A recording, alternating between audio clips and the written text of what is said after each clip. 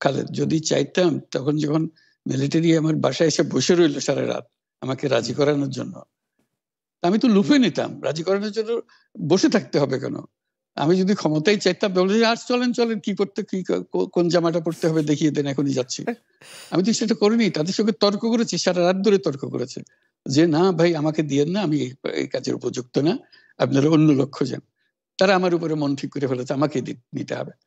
আমি বারে বারে বলতেছি তাদেরকে, তো তারা নিরাশ হয়ে ফিরে গেল, বললো যে সকালবেলায় আবার আসবো, সকালবেলায় আসলে তখন আপনি আমাদেরকে বলেন যে রাজি আছেন।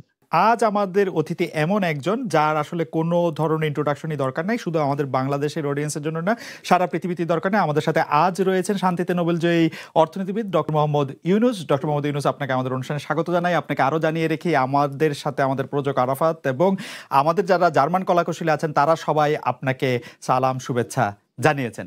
আমরা আপনাকে খুব ধন্যবাদ জানাই আমাদেরকে সময় দেওয়ার জন্য। আমিও সালাম জানাচ্ছি সবাইকে, অসংখ্য ধন্যবাদ সবাইকে, তোমার কলা কৌশলী এবং আরাফাত এবং তোমাকে এবং শ্রোতাদের সবাইকে সালাম দিচ্ছি। Thank you so much sir. আমি সরাসরি প্রশ্নে চলে আসি যে প্রফেসর ইউনুস, আপনি সাধারণত সাক্ষাৎকার দিতে চান না। অনেকে বলে থাকেন দেশি গণমাধ্যমে কথা বলতে আপনি স্বাচ্ছন্দ্য বোধ করেন না। এর কারণ হিসাবে কেউ কেউ বলেন আপনি প্রশ্নের মুখোমুখি হতে হয়তো পছন্দ করেন না, আবার কেউ কেউ বলেন কিছু না বলেও আপনি যে দুর্যোগের মধ্যে আছেন, বললে না জানি কি হতো। আপনার মন্তব্য একটু শুনতে চাই প্রফেসর ইউনুস। তুমি তো সবটা বলে ফেলেছো সমস্যাগুলো কি। কাজে এই হলো অবস্থাটা হলো, আমি বলছি দেশের কাউকে কিছু বলি এমন কথা তো নয়। বাইরে বিদেশেও যে সবাইকে যে সাদরে নিয়ে আসি তাও না, তাদেরকে অনেক শর্ত দিই আমার এই কথাগুলো লেখার ছাপানোর আগে আমাকে বলতে হবে, যাতে আবার এমন কোনো কথা শব্দ এমন থেকে না যে আমি আর বিপদের সম্মুখীন হব। আমি শুধু বিপদ থেকে দূরে থাকার জন্য এটা করছি, কারণ আমি চারদিকে বিপদের মধ্যে আছি। কাজেই কথা না বলা, এটা একটা নিজেকে রক্ষা করার একটা সুবিধা আর কি। কত কম বলা যায় ততই হয়তো ঝামেলার থেকে বাঁচবো। আমি একটু পিছনে আদালতে আপনার বিরুদ্ধে রায় ঘোষণার পরে আপনি একটা প্রতিক্রিয়া দিয়েছিলেন। সেই প্রতিক্রিয়া আপনি বলেছিলেন যে বাংলাদেশের একটি কথায় আপনি এরকম বলেছেন যে বাংলাদেশের প্রতিটি নাগরিককে অন্যায়ের বিরুদ্ধে এবং গণতন্ত্র এবং মানবাধিকারের পক্ষে এক কণ্ঠে কথা বলার আহ্বান জানায়। অনেকে এইটাকে দেখছেন হচ্ছে এরকম করে যে আপনি গণতন্ত্রের পক্ষে লড়াইয়ে সামিল হতে বলছেন। প্রশ্ন কেউ কেউ করছেন, প্রশ্ন উঠছে, আপনি কি এইসব মামলা মোকদ্দমা থেকে মুক্তি পেতে এই সরকারেরই পরিবর্তন চাইছেন? খালেদ, তুমি কি গণতন্ত্রের বিরুদ্ধে নাকি? হঠাৎ এটা নিয়ে তো গণতন্ত্রের কথা বললাম আমার জন্য। তুমি তো বলে আমিও তো, তুমি বলবে যে আমিও তো আছি, কাজে আমাকে পৃথকভাবে বলতে হচ্ছে কেন? আমরা সেটাই বলতেছি, কাজে আমরা কেউ গণতন্ত্রের বিপক্ষে না, সবাইকে স্মরণ করিয়ে দেওয়া যে আমরা সবাই গণতন্ত্রের পক্ষে, মানবাধিকারের পক্ষে, আমরা ন্যায় নীতির পক্ষে, রুল অফ লর পক্ষে। এইগুলো না থাকলে জাতি হিসেবে আমরা টিকে থাকবো না। তো কাজে যখনই মনে হচ্ছে যেগুলো এখন ফরেন ওয়ার্ডস হয়ে গেছে, তাতে মনে হবে যে আমাদের সমাজ হিসেবে আমাদের দায়িত্ববোধ অনেক বেড়ে গেল। এগুলোকে প্রতিষ্ঠিত করা, সোচ্চার করা, মুখ ফুটে বলা, এটা সবাইকে বলতে হবে, মুখ ফুটে বলতে হবে। আমার বিরুদ্ধে অভিযোগ হলে আমি বলছি না বলে, আপনি বলছেন না কেন? একবার বলে এখন তোমার প্রশ্নের সম্মুখীন হয়ে গেলাম। অনেকে বলছে না, আপনি তো শতবার শতমুখে গণতন্ত্রের কথাই বলবেন, আমাদের সবারই বলা উচিত। কিন্তু প্রশ্নটা এমনভাবে তোলা হচ্ছে যে আপনি আসলে আপনার রায় ঘোষণার পর আপনি বলছেন গণতন্ত্রের কথা, মানবাধিকারের কথা। অনেকে বলছেন যে এই কথা কি আসলে যেহেতু ব্যাপারটা আপনার উপরে আসলো তখনই আপনি আসলে বললেন কিনা, নাকি আপনি আসলে বলতে চান না, আপনি আগে যেরকম বলছেন? হতে পারে, মুখ যখন বন্ধ থাকে কোনো কথাই বলা হয় না। এখন যখন মুখ খোলার সুযোগ হয়েছে, সামনে ক্যামেরা নিয়ে দাঁড়িয়ে আছে, মাইক্রোফোন দিয়ে দাঁড়িয়ে আছে, কথা বলছি, কাজে মনের কথাটা বললাম আর কি। যেটা মনে ছিল বলা হচ্ছিল না সেটা বললাম।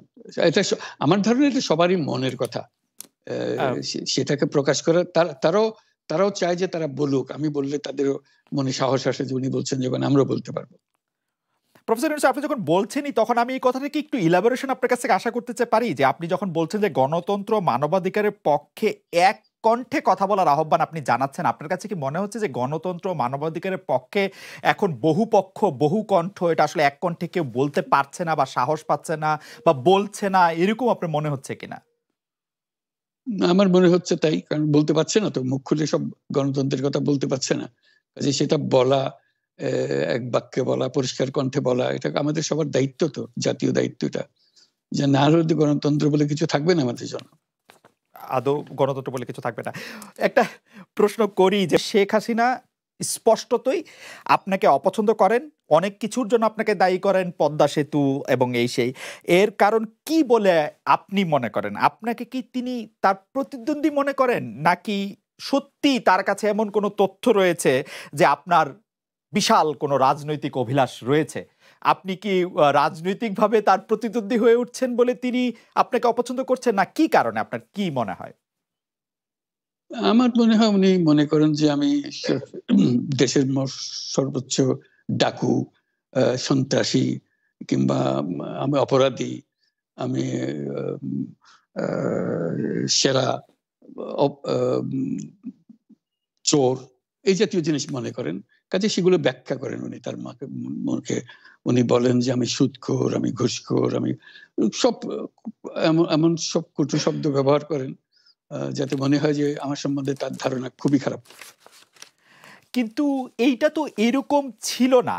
আমরা দেখেছি যে ৯৬ থেকে ২০০১ সাল পর্যন্ত নানাভাবে এই সরকারই বা আওয়ামী লীগ সরকারই আপনার সাথে, বা আপনি আওয়ামী লীগ সরকারের সাথে একসাথে কাজ করতে কোনো সমস্যা হয়নি। আপনি এইটা এইটার জায়গাটা কি, একটু ব্যাকগ্রাউন্ডটা কি আমাদের একটু বলা যাবে, যে আপনার কাছে কি মনে হয় কেন এই শত্রুতার বা কেন এই অপছন্দের বিষয়টা একটু সৃষ্টি হলো বা তৈরি হলো? যেই হোক, এটা আমার তরফ থেকে হয়নি। আমি তাকে যথাবৎ শ্রদ্ধা করে নিয়ে গেছিলাম আমাদের মাইক্রো ক্রেডিট সামিটে ওয়াশিংটন ডিসিতে। আমাদের প্রধান অতিথি করে নিয়ে গেছি, সবাই সম্মান করেছে। কারণ এই মাইক্রো ক্রেডিটটা তখন পৃথিবীর সামনে আসছে, বড় আকারে আসছে, এবং এটা বাংলাদেশের অবদান হিসেবে সবাই স্বীকৃতি দিচ্ছে। ওয়াশিংটনে দুনিয়ার সেরা যারা সবাই উপস্থিত ছিলেন, তার মধ্যে আমরা ওনাকে নিয়ে গেছিলাম এই জন্য যে বাংলাদেশের পক্ষ থেকে এই গৌরবটা যেন তিনি আমাদের পক্ষ হয়ে গ্রহণ করেন। উনিও রাজি হয়েছেন, উনিও গেছেন, করেছেন। কাজে এটা স্বাভাবিকভাবে এই সম্পর্ক থেকে যাওয়ার কথা ছিল, কিন্তু কি কারণে এটা ঘাটতি হতে আরম্ভ করলো বুঝতে পারলাম না। কিছুদিন পর থেকেই ওনার আচরণ এবং তার শব্দ পরিবর্তন হতে আরম্ভ করলো। এমন পরিবর্তন হলো, এখন আমাকে চোট বদমাইশ ছাড়া আর কোনো বিষয়ে উনি মনে করেন বলে মনে হয় না আমার কাছে। আসলে এটা নিয়ে কথা বলাটা একটু বিব্রতকরই, কিন্তু কেউ কেউ এটা বলে থাকেন যে বিশেষ করে যে ২০০৭ সালে যে 111 সরকার আমরা যাকে বলি, তাদের যে বিরাজনীতিকরণের একটি চেষ্টা, সেই চেষ্টার মধ্যে আপনার অংশগ্রহণ আছে কিনা? যদিও বারবার বলা হয় যে আপনি আসলে সেই ক্ষমতাটা দখল করতে চেয়েছিলেন, অথচ আমরা উল্টা শুনেছি, আপনার মুখেও শুনেছি, যারা ওই সময় কুশলভ ছিলেন তাদের মুখেও শুনেছি যে আপনাকে আসলে অফার করা হলো, আপনি সেটি ফিরিয়ে দিয়েছিলেন। কিন্তু কেউ কেউ আবার বলে থাকেন আপনি একটা লম্বা সময়ের জন্য চেয়েছিলেন। এইটি কি একটা কোনো কারণ হতে পারে? এই ব্যাপারটি কি আমাদের দর্শকদের জন্য মানে বা ইয়েদের জন্য একটু আপনি পরিষ্কার করবেন, যে আপনি আসলে রাষ্ট্রের সর্বোচ্চ ক্ষমতায় বা রাজনীতির জায়গায়, দেশ পরিচালনায়, সেগুলিতে আপনি আসলে আসতে চেয়েছিলেন কিনা, চান কিনা, বা ওই জায়গা থেকে? যদি চাইতাম, খালেদ, যদি চাইতাম, তখন যখন মিলিটারি আমার বাসায় এসে বসে রইল সারা রাত আমাকে রাজি করানোর জন্য, আমি তো লুফে নিতাম। রাজি করানোর জন্য বসে থাকতে হবে কেন? আমি যদি ক্ষমতাই চাইতাম, বলে যে আর চলেন চলেন, কি করতে, কি কোন জামাটা পড়তে হবে দেখিয়ে দেন, এখনই যাচ্ছি। আমি তো সেটা করিনি। তাদের সঙ্গে তর্ক করেছি, সারা রাত ধরে তর্ক করেছে যে না ভাই, আমাকে দিয়েন না, আমি এই কাজের উপযুক্ত না, আপনারা অন্য লক্ষ্য যান। তারা আমার উপরে মন ঠিক করে ফেলেছে আমাকে নিতে হবে। আমি বারে বারে বলতেছি তাদেরকে, তারা নিরাশ হয়ে ফিরে গেল, বললো যে সকালবেলায় আবার আসবো, সকালবেলায় আসলে তখন আপনি আমাদেরকে বলেন যে রাজি আছেন। আমি বললাম যে না, সকালবেলা আসলে একই কথা পাবেন, কারণ আমি তো এটা এমন কিছু না যে মনের মধ্যে সন্দেহ রেখে, দ্বন্দ্ব রেখে আপনাদেরকে বলছি, অত্যন্ত পরিষ্কার ভাবে আপনাদের কাছে বলছি। ঠিক আছে, তা না হলে তো আমি সঙ্গে সঙ্গেই রাজি হয়ে যেতাম। কে ছাড়ে যাও আপনাকে, দেশের পুরো সরকারের প্রধান হবার জন্য আহ্বান জানাচ্ছে, বাংলাদেশে এরকম কয়জন মানুষ আছে বলবো যে না, আমি এই দায়িত্ব গ্রহণ করব না। আমি তো করলাম সেটা। এখন আমার নামে বলা হচ্ছে 10 বছর চেয়ে, আমি বছর নিয়ে তো প্রশ্নই ওঠে না। প্রশ্ন হচ্ছে আগামীকাল সকালবেলা আপনি শপথ গ্রহণ করবেন এই কথা, আমি বলি না, করবো না। তারপরে এরপরে তো কয় বছর কয় কাণ্ড, আমি 10 বছর দিয়ে কি করবোটা কি? আমি 10 বছর দিয়ে, আমি তো বলছি আমি এই কাজের জন্য নই। দেশে আমার দেশ পরিচালনা করা আমার দায়িত্ব না, আমার কাজ না, আমি জানি না এটা কিভাবে করতে হয়, আমি যেটা জানি সেটা করি। আপনি আপনার ক্ষমতা ব্যবহার করে বা আপনার পরিচিতি ব্যবহার করে বা আপনার যে একটা সাংঘাতিক রকমের গ্রহণযোগ্যতা সারা দুনিয়াতে আছে, যেটি আসলে ওয়ার্ল্ড ব্যাংক সহ অন্য জায়গায় আছে, সেটি দিয়ে আসলে আপনি পদ্মা সেতুটা বাংলাদেশ যাতে ঋণ না পায় সেটির জন্য আপনি চেষ্টা করেছেন। এই ব্যাপারটা নিয়ে কি আপনি একটু কিছু বলবেন, যে এটা আপনার বিরুদ্ধে একটা অভিযোগ? কি বলবো, এটা বলো, এটা হাস্যকর একটা কথা, মুখ থেকে বলে ফেললো চোর ডাকাতের মতো, এটাও আরেকটা বলে ফেললো, এটাই সত্য হয়ে গেল। আমরা যে বারে বারে বিবৃতি দিলাম তখন এটা প্রশ্নই ওঠে না। আমরা বাংলাদেশের নাগরিক হিসেবে আমরা গৌরবান্বিত যে এই পদ্মা সেতুর উপরে আমরা একটা সেতু বানাতে পারবো, এটার জন্য আমরা সবাই চাই। কাজে এটা তো বিরোধিতা করার তো প্রশ্নই ওঠে না, কেন বিরোধিতা করবো? দেশে যে একটা বড় রকমের ঘটনা ঘটতে যাচ্ছে সেটা তো আমরা সবাই সমর্থন করেছি। বলেই চললেন। এখন একজনে বলতে থাকলে তো আমার করার কিছু তো নাই।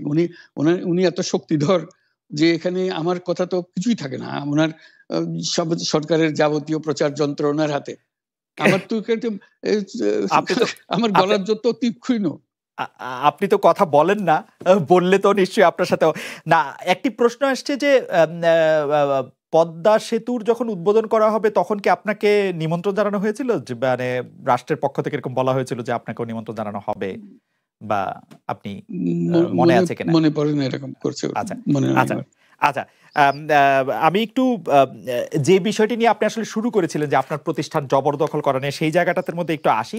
আমাদের যে আন্ডারস্ট্যান্ডিং, সেই আন্ডারস্ট্যান্ডিংটা হচ্ছে এরকম: আপনার হাত দিয়ে যখন গ্রামীণ টেলিকমের প্রতিষ্ঠা হয় তখন এর আয় থেকে আপনি গ্রামীণ ব্যাংকের সদস্যদের জন্য ব্যয় করার কথা বলেছিলেন বা ভেবেছিলেন। আপনি গ্রামীণ ব্যাংক থেকে চলে আসার সময় বা ওই আগে পরে আমরা দেখেছি যে সে আর্টিকেল অফ অ্যাসোসিয়েশনটা আসলে ওই একই রকম নাই, বদলানো হয়েছে। তো গ্রামীণ ব্যাংকের বা গ্রামীণ টেলিকমের এই বেনিফিশিয়ারি থেকে গ্রামীণ ব্যাংকের সদস্যদের আসলে বাদ কেন দেওয়া হয়েছে? মানে এইটার পিছনে কারণ কি? এখন গ্রামীণ টেলিকমের যে লভ্যাংশ তা কোন খাতে আসলে ব্যয় করা হয়, বা মানে যে আয়টা, মুনাফা, সেটি আসলে কিভাবে ব্যয় করা হয়? গ্রামীণ টেলিকম একটা স্বতন্ত্র প্রতিষ্ঠান। এটা কোম্পানিজ আইনের সেকশন 28 দ্বারা সৃষ্ট। তার অর্থ হলো যে এটাকে আইনের ভাষায় বলে non dividend company, guaranteed by limited by guarantee. কাজে এটার কোনো মালিক নাই। কাজেই মালিক যেহেতু নাই, এটা তার নিজের নিয়মে যারা গ্যারান্টি দিয়েছে, যারা গ্যারান্টির পরিমাণও খুব সীমিত, লিমিটেড বাই গ্যারান্টি, এটা 1000 টাকা। মানে যদি যত তোলপার হয়েও যায় কোম্পানিতে, বহু পাওনা থেকেও যায় লোকজনের, যারা এটার পরিচালনা পরিষদে আছে তাদের দায়িত্ব হবে 1000 টাকা পর্যন্ত, এর দায়ী থাকবে 1000 টাকা পর্যন্ত, এর বেশি তার দায়িত্ব থাকবে না। কাজে এত সহজ সরল একটা জিনিস। তো সেটাই হলো গ্রামীণ টেলিকম। গ্রামীণ টেলিকম তখন একবার বলেছিল যে তাদেরকে কিছু কিছু সহায়তা দেবে তারা উপায় অর্জনের কাছ থেকে। এটা তাদের নিজস্ব সিদ্ধান্ত, এটা কারো চাপারও সিদ্ধান্ত না। সেই সিদ্ধান্ত অনুসারে সেই সমস্ত যে পরিমাণ টাকা তারা বলেছিল দেবে, এখানে দিয়ে যাচ্ছে। এই পর্যন্ত 500 কোটি টাকার উপরে দেওয়া হয়েছে এই সহায়তার থেকে।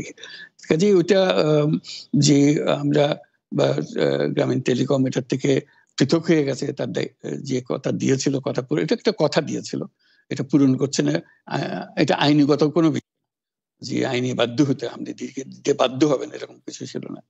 কাজে এই ধরনের বিষয়টা এই টেলিকমের বিষয়ে বলা।